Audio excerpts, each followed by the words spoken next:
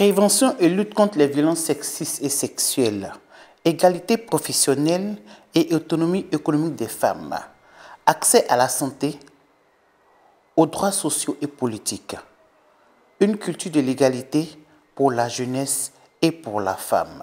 Mesdames et messieurs, chers téléspectateurs de PDCI TV, bonjour et bienvenue sur votre chaîne préférée.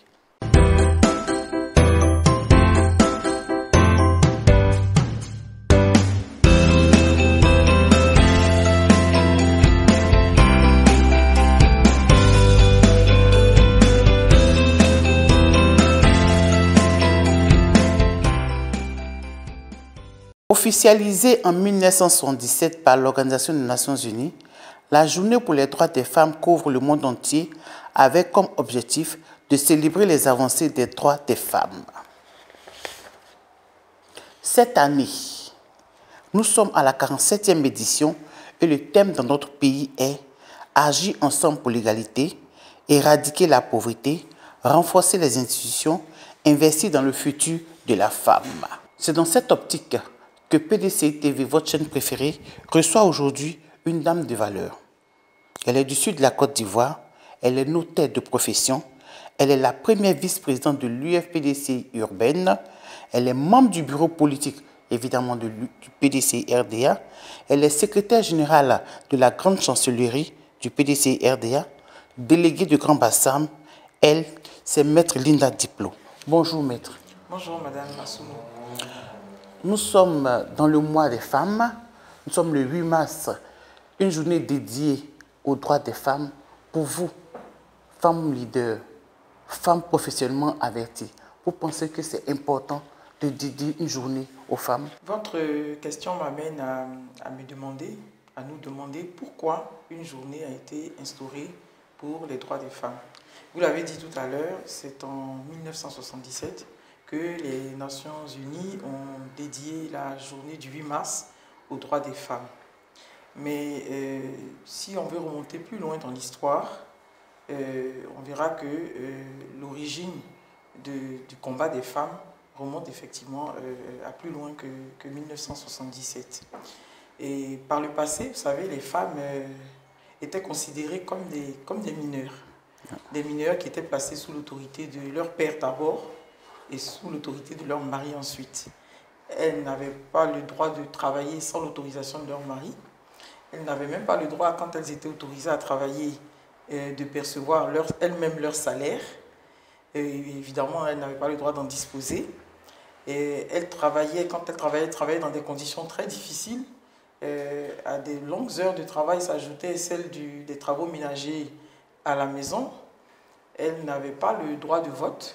Elles n'avaient pas de congé de maternité, etc.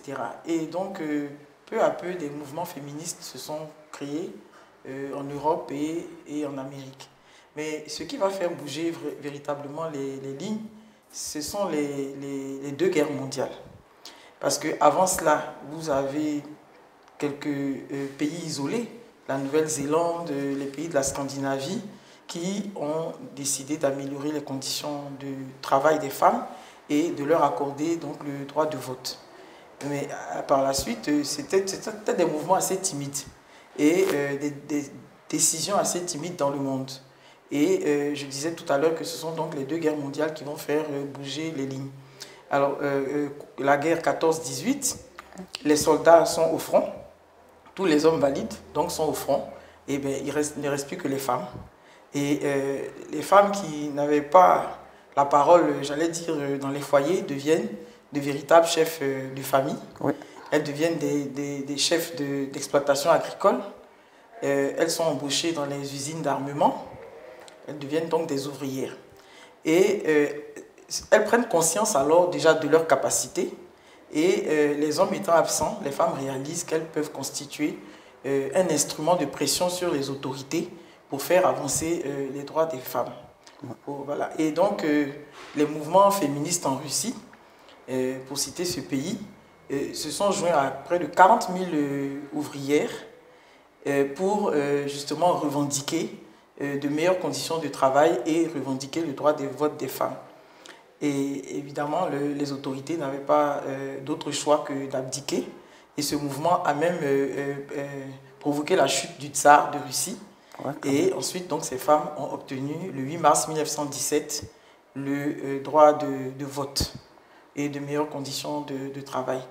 La Seconde Guerre mondiale, donc 39-45, donc c'est dans ce courant-là que la France aussi accorde en 1944 le droit de vote aux femmes. Bon, pour parler de notre pays, je vous dirais que nous, en Côte d'Ivoire, nous étions territoire. Hein. Oui. Donc, en 1952, qu'il y a eu le droit de vote des femmes. Voilà. Et pour voter, d'ailleurs, il fallait avoir... il ne fallait pas être célibataire sans enfant. Il fallait avoir au moins un enfant pour avoir le droit de vote. Encore. En 1952, en Côte d'Ivoire. Pour revenir à la question... Voilà, pour revenir à la question, donc la Journée internationale des droits de la femme a été instituée pour rendre hommage à ces femmes qui, au fil du temps, donc, se sont effectivement mobilisées pour revendiquer leurs droits, revendiquer l'avancement de leurs droits. Et donc en 1977, bien longtemps après les premières revendications, donc l'ONU a institué cette journée.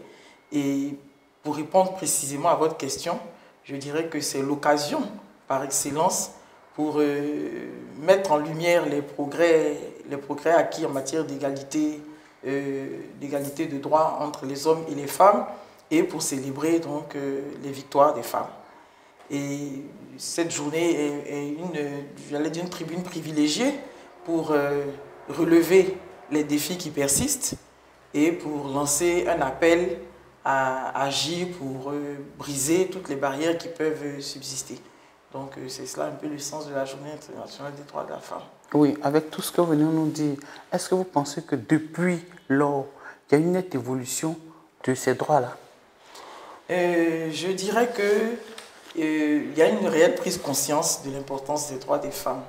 Il y a des progrès significatifs qui sont observés, mais beaucoup reste à faire.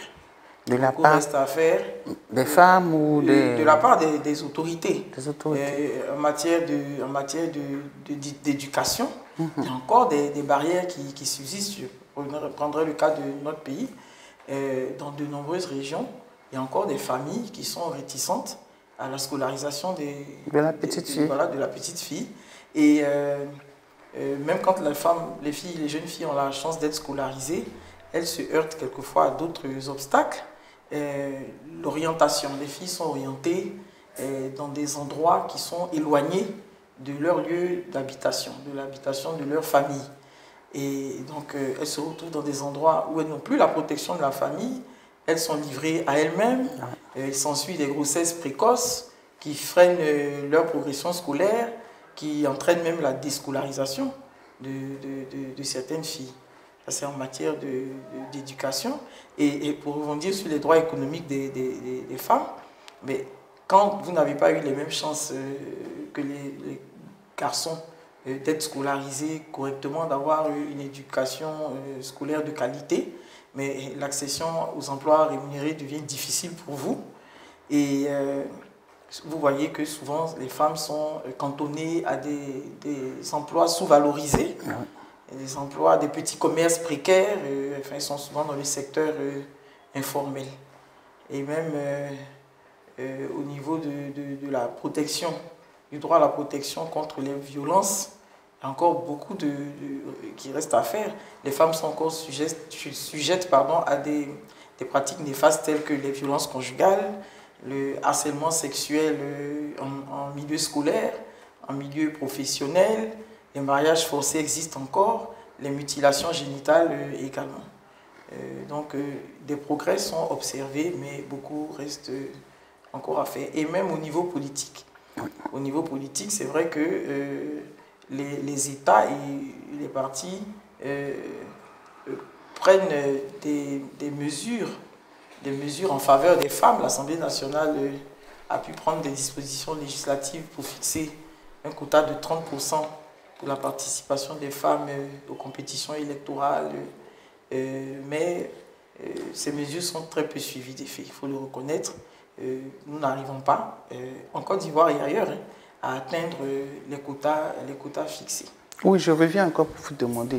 C'est vrai qu'on parle de l'impact et de la volonté politique des autorités, mais ne pensez-vous pas que les femmes aussi ont une responsabilité Oui, à se mettre à valeur afin que les hommes respectent leurs droits? Oui, je suis d'accord avec vous. Je donnerai même quelques exemples. Euh, Moi, j'estime que les femmes doivent effectivement, comme vous le dites, saisir toutes les opportunités qui se présentent à elles, qui leur permettent, par exemple, d'être formées Oui. pour accéder à certains postes de responsabilité, pour participer à des compétitions électorales. Je prendrai le cas de nos partis politiques. Souvent, enfin, il arrive que des fondations, des organismes internationaux offrent des formations aux femmes des partis. Mais malheureusement, l'information ne circule pas entre les femmes mêmes. Et si des femmes sont retenues pour participer à ces formations, elles n'organisent malheureusement pas de sessions de restitution de ces formations. Elles n'en font donc pas bénéficier le grand nombre. Et donc, vraiment, je voudrais exhorter nos sœurs, mes sœurs du PDCI, à saisir toutes les opportunités de formation ou autres pour accéder, qui leur permettront d'accéder plus facilement à des postes de responsabilité, qui leur permettront plus facilement d'être retenus pour participer à des compétitions électorales. Et je voudrais exhorter même aussi les femmes justement à donner elles-mêmes l'exemple lorsqu'elles sont promues à des postes de responsabilité. Par exemple, vous êtes délégué, vous êtes une femme déléguée, il vous appartient de vous atteler à faire en sorte que plus de femmes dans votre délégation participent, soient promues à des postes de responsabilité dans les instances de votre délégation. Moi, en ce qui me concerne, par exemple, en matière d'autonomisation des femmes, l'année dernière, pour la Journée internationale des droits de la femme, j'ai pu offrir aux jeunes filles des formations courtes, mais des formations qualifiantes en community management pour leur permettre, par exemple, permettre à celles qui font un commerce de pouvoir vendre leurs produits en ligne, voilà, de faire connaître leurs produits en ligne, une formation en photographie, une formation en décoration, une formation à certaines techniques particulières en coiffure, en couture et en onglerie. Et tout cela pour participer à contribuer à leur autonomisation économique. Même en matière de santé, en octobre 2023, j'ai pu offrir à quelques centaines de femmes une séance de dépistage du cancer du sein et du col de l'utérus dans le cadre de Octobre Rose. Elles ont donc reçu une formation à l'autopalpation des seins, etc. Donc je pense que nous-mêmes femmes, moi je l'ai fait en tant que cadre déjà, nous-mêmes femmes, nous pouvons effectivement donner l'exemple et on n'est jamais mieux servi que par soi-même. Par soi-même. Voilà, promouvoir les femmes. Maître, oui, je reviens comme vous parlez de votre parti. J'ai envie de vous demander, est-ce que vous pensez que les droits des femmes sont suffisamment respectés dans votre parti, le PDCI-RDA? Ça, c'est un. Et de deux, est-ce que vous pensez que les femmes sont suffisamment responsabilisées au niveau du PDCI-RDA? Quand je vous donne les statistiques qui sont les suivantes, sur 31 membres du secrétariat exécutif, nous n'en avons que 4. Nous avons 4 femmes. Sur 376 délégués, nous avons 25 délégués. Sur 5271 secrétaires de section, nous n'avons que 225 femmes. Et sur une centaine de vice-présidentes au niveau du PDC, nous n'avons que 11 vice-présidentes. Est-ce que vous pensez qu'au niveau du parti, les femmes sont suffisamment valorisées? Bon, je dirais que une prise de conscience existe. Il existe, que des progrès sont faits. Ça, il ne faut pas le nier, il faut les saluer, mais que beaucoup reste à faire. Je voudrais déjà d'abord saluer les efforts qui sont faits. C'est vrai que vous avez cité des chiffres, mais je pense qu'il y a quand même une évolution. Moi, je suis un peu un exemple, hein, un exemple parce que comme vous l'avez dit tout à l'heure, j'ai été nommé délégué. Avant cela, j'avais été nommé secrétaire général de la Grande Chancellerie. La personnalité qui est au-dessus de moi, qui est la Grande Chancelière, est elle-même une femme, Madame Denise Oufouette-Boigny. Et bon, l'une et l'autre, nous sommes avec, comme vous avez dit, ces femmes vice-présidentes, ces femmes secrétaires exécutives, ces femmes déléguées, ces femmes secrétaires de section, donc des modèles, des exemples de femmes qui parviennent et qui dans le temps, parce que je ne sais pas quelle est la courbe de l'évolution. Aujourd'hui, vous donnez des chiffres, mais il faut surtout voir comment ces chiffres ont évolué dans le temps. Oui, ça a évolué, mais je pense tout que ces dernièrement, dernières années, oui, il y a eu quand même des nominations. Et je voudrais même encore ajouter que lors des dernières compétitions électorales, nous avons eu droit, nous les femmes, vraiment à une campagne, une journée de sensibilisation très appuyée, je dirais même un plaidoyer du président du comité en charge des élections, M. Nyamke Kofi, qui nous a véritablement incité à nous présenter aux compétitions électorales. Moi, personnellement, effectivement, j'ai été choisie pour être candidate à Bassam, mais je considère que j'ai été choisie au détriment d'un homme et le parti a tenu ses promesses de faire en sorte qu'un maximum de femmes participent à ces compétitions électorales.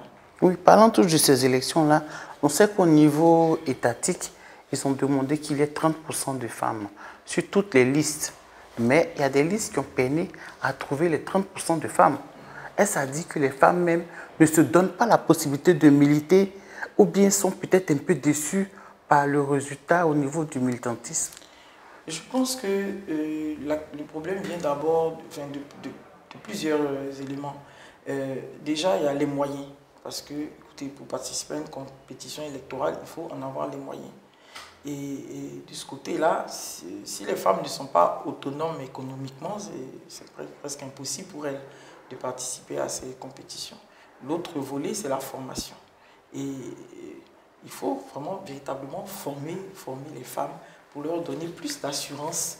Et je pense que ce n'est pas la volonté qui leur manque de participer à ces compétitions électorales, d'accéder à ces postes, mais je pense qu'elles n'ont pas suffisamment d'assurance parce qu'elles ne sont pas suffisamment équipées financièrement, équipées en formation pour accéder à ce niveau-là. Et si on vous demandait, vous qui êtes femme, mais qui êtes notaire, qui êtes vice-présidente de l'UFPDCI, qui êtes secrétaire général de la Grande Chancellerie, si on vous demandait de donner des conseils à cette nouvelle génération qui est en train de venir au PDC avec l'aide du nouveau président, le président Tidiane Thiam, qu'est-ce que vous leur direz? Mais je leur dirais de garder espoir, de vraiment, comme je disais tout à l'heure, saisir toutes les opportunités de formation. La formation, pour moi, elle est déterminante. De formation, nous disons que, nous souhaitons participer aux élections présidentielles. Il y aura des débats, par exemple, télévisés, etc. Il faudrait que les femmes soient formées pour pouvoir participer à ces débats.